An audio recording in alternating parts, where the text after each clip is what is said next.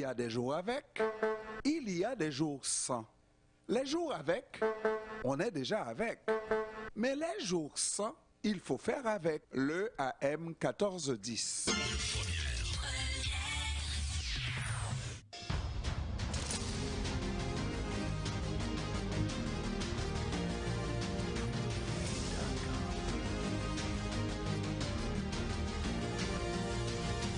Exactement 16h37 nous avons avec nous en ligne, mais disons en visuel, professeur Jean-Marie Théodate, professeur de sciences politiques à l'Université Paris-Sorbonne. Bon après-midi, professeur Théodate. Bon après-midi, comment ça va? Moi, je vais toujours bien, même quand ça va mal, professeur Théodate, parce que ça va très mal dans notre pays. Moi, je regarde cette situation et il faudrait... Bon, d'ailleurs, on dit qu'il y a quelques petits points qui commencent à donner un peu de satisfaction quant à la question de l'insécurité, mais la structure du pays n'est toujours pas rangée. On pourrait commenter, par exemple, ce conseil de la présidence avec trois de ces conseillers-là qui font l'objet d'un scandale et qui refusent de démissionner, ne serait-ce que pour faire en sorte que le conseil puisse travailler. Et on voit aussi de ces gens-là qui appellent même à l'international à venir régler ce petit problème entre Haïtiens. Professeur Théodate, qu'est-ce qu'il faut déduire de cette situation? Bon, il est toujours, je dirais, indélicat dans une situation aussi embarrassante de jeter la première pierre à des personnes qui sont accusées. C'est-à-dire, il faudrait véritablement diligenter une enquête indépendante pour établir la véracité des faits, parce que nous vivons dans un pays où les couplans, où mauvaises, euh, le mauvais œil, parfois même, joue un rôle très important, y compris dans la scène, sur la scène politique. Mais cependant, je pense que compte tenu de l'importance je dirais, des indices qui pèsent contre ces conseillers, la moindre des élégances aurait valu qu'ils démissionnent. Vous voyez? En tout pays civilisé, lorsque l'on a précisément le souci de placer l'honneur et la justice au-dessus de l'intérêt personnel pour sauvegarder le prestige même de l'institution qu'ils représentent, je pense que ces conseillers auraient dû au moins se mettre en marge de l'exercice de la prérogative jusqu'à ce que leur innocence soit établie. Mais le plus important, c'est vraiment d'avoir un système judiciaire indépendant et robuste. Et c'est peut-être précisément parce qu'ils n'ont pas confiance dans leur système judiciaire qu'ils n'osent franchir ce pas. Et le pire dans tout ça, moi je regarde, c'est peut-être des intérêts personnels, trois personnes, mais on semble englué dans cette situation au point d'aller demander à la communauté des Caraïbes de nous aider à résoudre ce problème. Et il y a une conclusion à tirer, c'est on ne résout aucun problème en Haïti et tout ce qui se passe en Haïti, tout ce qui se fait, c'est l'étranger qui doit nous diriger dans les circonstances. C'est ce qu'il faut comprendre parce que ça, c'est un problème, à mon humble avis, simple. Je pense que c'est, pour paraphraser le proverbe créole qui dit c'est les cabouettes la Corée, la conne non bêcheux. Mm.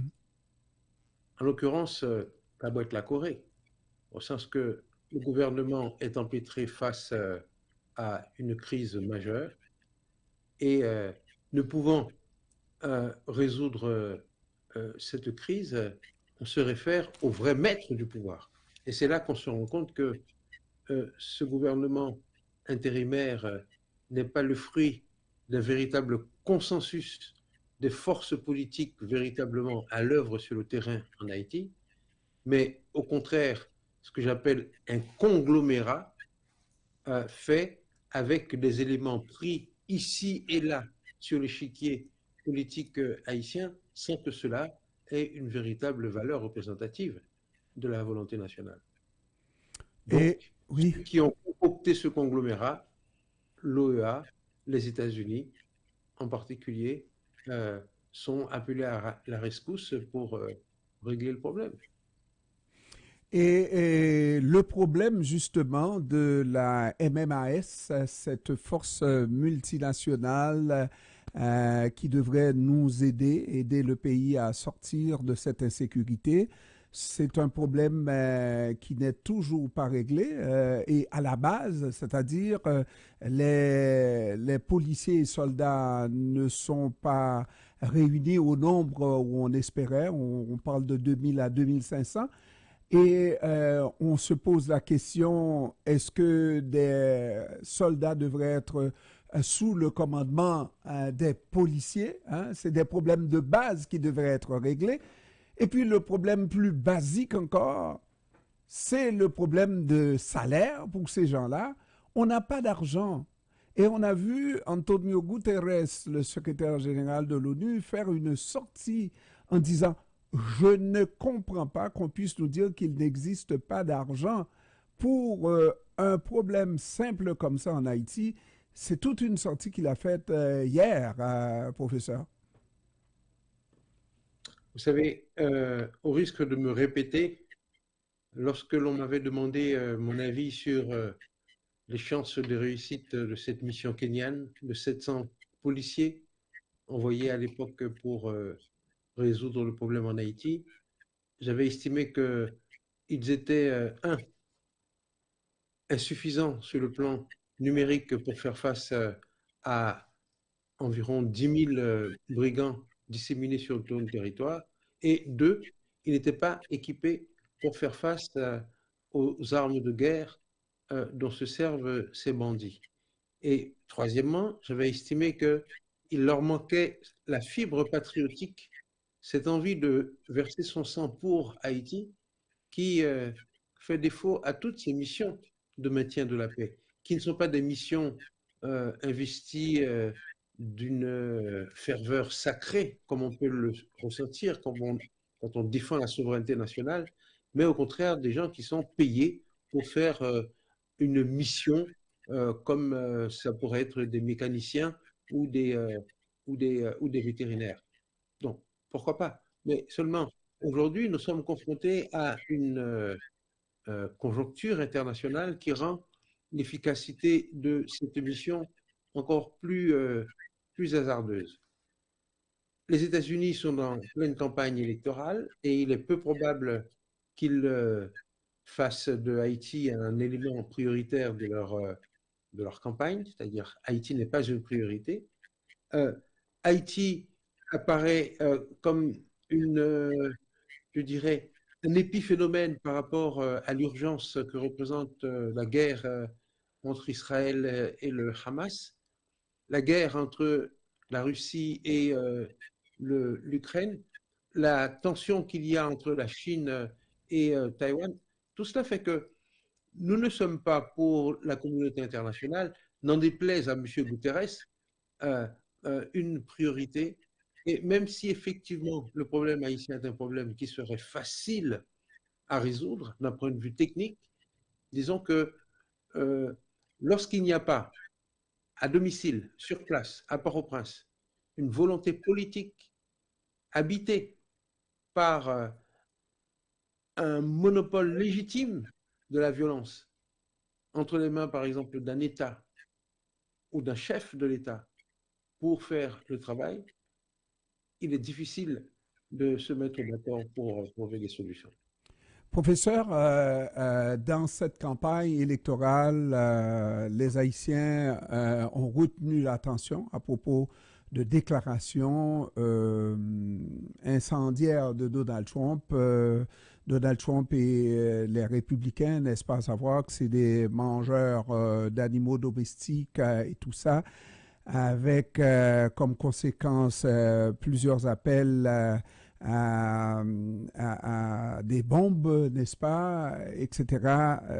Et vous suivez tout ça, même si à distance, mais c'est des informations qui nous prouvent que le nom haïtien ne vaut plus rien à travers le monde, n'est-ce pas? Est-ce que ça ne pourrait pas justifier le fait que, exemple, lorsqu'on veut, la communauté internationale prétend vouloir résoudre un problème, mais les appels à l'aide pour justement aider Haïti, ces appels restent lettres mortes puisque Haïti est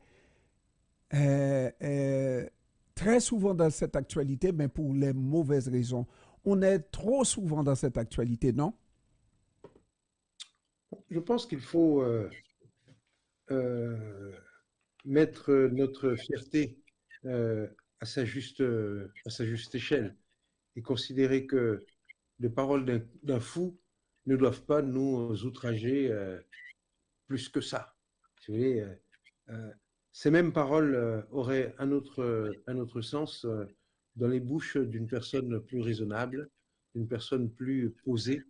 Et dans le cas de Donald Trump, tout en étant un ancien président de la République des États-Unis, nous savons qu'il est abonné à, à, à titiller les instincts les plus bas, à faire appel aux passions les plus tristes et finalement à jouer avec les fantasmes les plus dangereux. Et quand on sait que euh, la communauté haïtienne, et j'en profite pour exprimer ici toute ma solidarité et, euh, et l'espoir que cette communauté garde son calme malgré tout, il faut savoir qu'il y a eu de nombreuses attaques ad hominem, c'est-à-dire des gens qui se sont fait agresser dans la rue, des gens qui ont reçu des appels, des menaces dans leur maison sous prétexte qu'ils représentaient un danger pour la communauté. C'est dire donc que ce candidat à la présidence, au lieu de jouer la partition habituelle qui est celle des candidats à la présidence aux États-Unis, c'est-à-dire la carte de l'union pour essayer de rassembler, lui, il vient au contraire sur un mode de clivant pour précisément mettre le doigt dans la plaie pour créer des divisions à l'intérieur de la société. C'est dire donc que nous sommes ici à l'opposé d'une campagne politique habituelle, d'une campagne politique classique dans le cadre d'une démocratie occidentale. C'est un nouveau type de pouvoir auquel il faut faire très attention. Et ceci, malheureusement, tombe sur nous, Haïtiens, comme un modèle, mais j'ai envie de dire que ce n'est pas la première fois. Dans les années 80, on a parlé des Haïtiens comme les responsables de la maladie du sida, on parlait de la maladie des 4 H. Il y a quelques années, le même candidat, enfin à l'époque il était président de la République, il parlait de Haïti comme d'un shithole country. Et donc, ce qu'il présente que nous sommes aujourd'hui des mangeurs de chiens, des mangeurs de chats, cela ne doit étonner personne. Il faut juste ne pas s'en offusquer outre mesure et rester en quelque sorte plus, plus noble que l'offenseur. Alors, à la vérité, il n'y a personne qui aimerait qu'on salisse la réputation de tout un peuple du fait, tout simplement, pas de la réalité que vit le peuple, mais tout simplement par la perception qu'on a de ce peuple, parce que le peuple connaît des difficultés. Mais qui devrait voir comment restaurer le statut du peuple haïtien à travers le monde? C'est d'abord et avant tout les Haïtiens, non, professeur? Vous savez, j'ai envie de vous dire que Haïti nous enterrera tous et toutes. Haïti vaut bien davantage que le verbiage incompréhensible de Donald Trump. Et je n'ai pas peur pour la culture haïtienne. Il y a de notre tradition, c'est-à-dire quand on regarde dans le rétroviseur, qu'on constate l'apport de ce pays d'un point de vue historique, du point de vue littéraire, du point de vue musical, du point de vue artistique, du point de vue intellectuel, même, vous voyez, je n'ai pas peur pour Haïti, et tous ceux et toutes celles qui méprisent ce pays sont au contraire, je dirais, font l'aveu d'une certaine inculture, font l'aveu d'une certaine ignorance, et ceci ne doit pas nous embêter. Ceci ne Mais doit pas nous... pour des déclarations 5 fois moindres que ça par rapport au peuple israélien, il y en aurait qui seraient déjà en prison et jugés, n'est-ce pas? Alors, c'est quand même plusieurs poids et plusieurs mesures dans le monde. Je pense que c'est une question d'ambiance idéologique aussi. Au-delà du deux poids, deux mesures, il est beaucoup plus facile dans un pays majoritairement blanc de casser du nègre que dans une société où on accepte l'idée que la société est multiculturelle, où la société est fondée sur le principe de l'égalité. De tels propos en France, je pense, en dépit de toutes les réserves que je peux avoir sur la scène politique française, je vois difficilement un homme de droite en France, on ne parle même pas de l'extrême droite, tenir des propos aussi virulents et déclencher et ne pas déclencher un tollé dans tous les milieux. Oui. Donc, c'est vraiment, je pense, un phénomène nouveau dans la scène politique occidentale, et Trump, de ce point de vue, représente vraiment un point de bascule, un moment d'inflexion de la démocratie qui devient de plus en plus illibérale, comme on dit. Professeur Jean-Marie Théodate, professeur de sciences politiques à l'Université Paris-Sorbonne. Je vous remercie, monsieur le professeur, d'avoir pris du temps pour nous cet après-midi. Merci de l'invitation. Au plaisir. Au plaisir. Au revoir.